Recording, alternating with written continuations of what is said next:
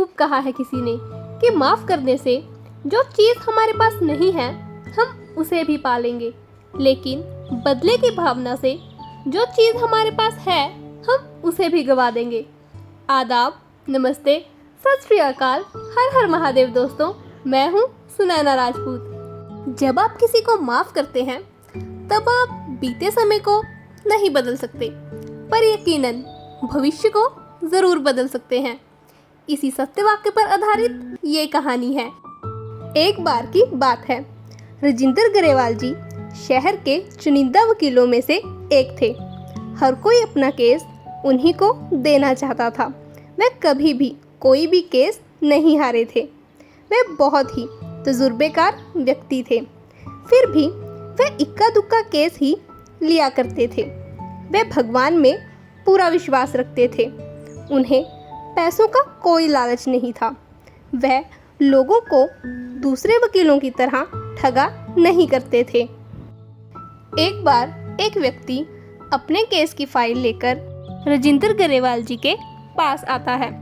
वह व्यक्ति बेहद गुस्से में था और राजेंद्र गरेवाल जी से कहता है कि उसे अपने छोटे भाई पर केस करना है, अपने भाई से बदला लेना है। उसे अपने भाई को अपनी ज़मीन से बेदखल करना है। उसके भाई ने जो नया फ्लैट लिया है उस पर भी स्टे लगवानी है। उसकी गाड़ी जब्त करनी है, तब जाकर उसके भाई की अकल ठिकाने आएगी। उसे हर हाल में अपने भाई से बदला लेना है।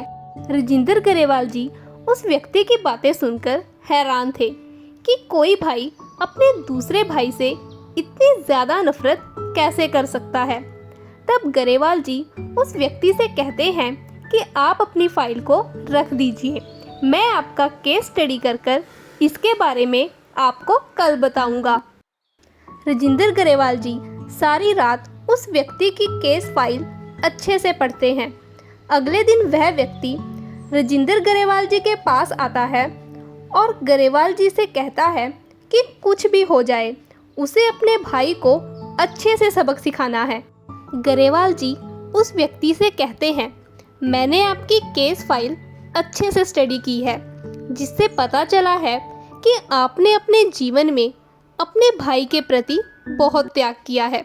सड़क हादसे दौरान आपके माता पिता की मृत्यु हो गई थी, जिस दौरान सारी जिम्मेदारियां आपके ऊपर आ गई थी।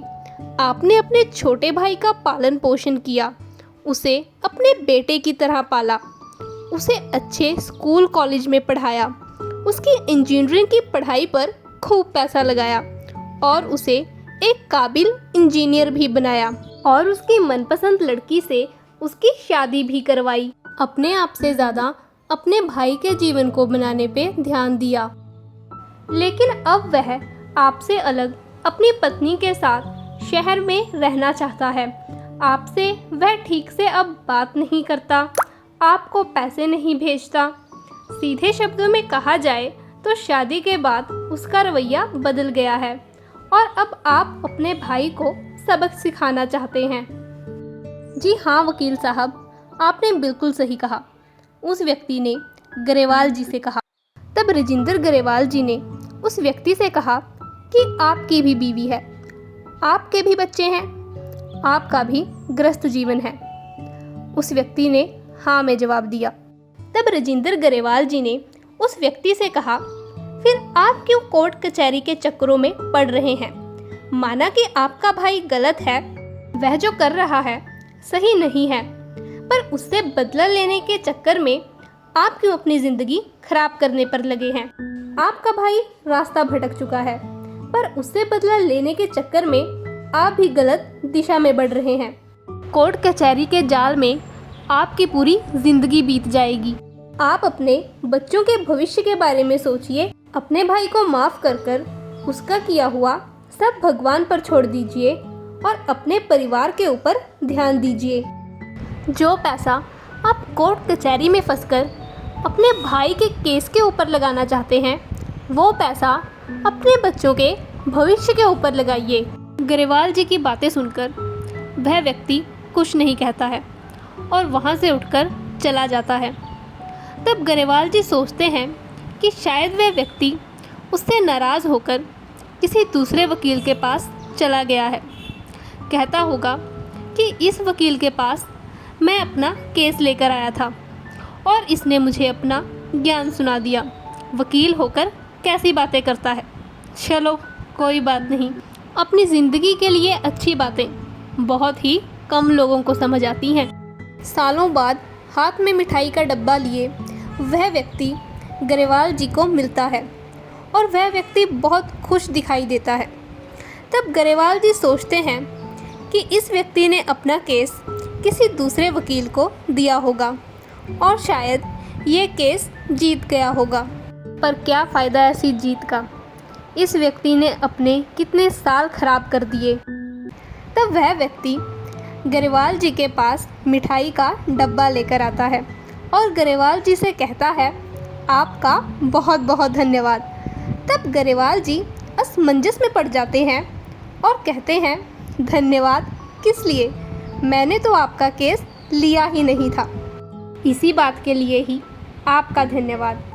वह व्यक्ति ग्रेवाल जी से कहता है कि मेरी और मेरे परिवार की ज़िंदगी तबाह होने से बचाने के लिए आपका धन्यवाद। आपने ठीक कहा था कि मुझे अपना पैसा कोर्ट कचहरी के चक्करों में लगाने की बजाय अपने बच्चों के भविष्य के ऊपर लगाना चाहिए। आज मेरा बड़ा बेटा डॉक्टर बन गया है और छोटा बेटा कॉलेज में प्रोफेसर लग गया है। मैं और मेरी पत्नी बेहद खुश हैं। यहाँ तक कि मेरे भाई को भी अपनी गलती का पछतावा हो गया था। उसने मुझसे माफ़ी मांग ली थी। मेरा और मेरे भाई का परिवार, हम सब एक साथ मिलकर खुशी खुशी से रहते हैं। हमारे बीच कोई भी मनमुटाव नहीं है।